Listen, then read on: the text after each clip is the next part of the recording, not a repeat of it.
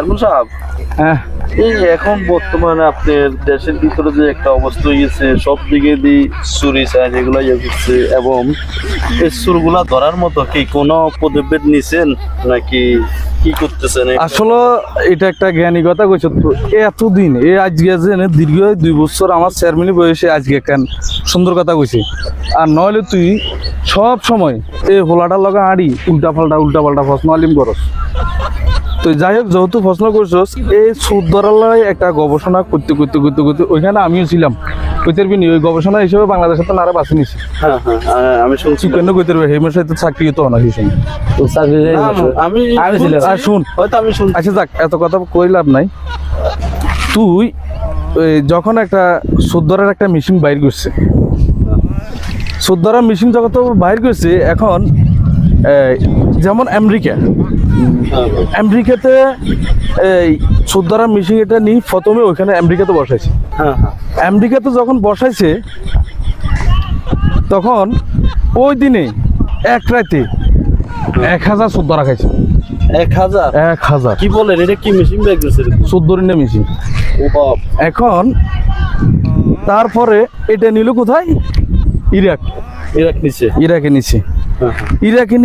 ইরাকে যখন সুদ ধরিনে মেশিন এটা নিচে, ওই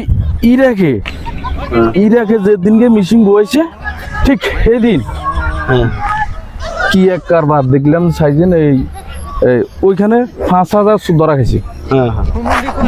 লাস্টে গবেষণা করি এটা নিচ্ছে কোথায়? সৌদি আরব নিচ্ছে।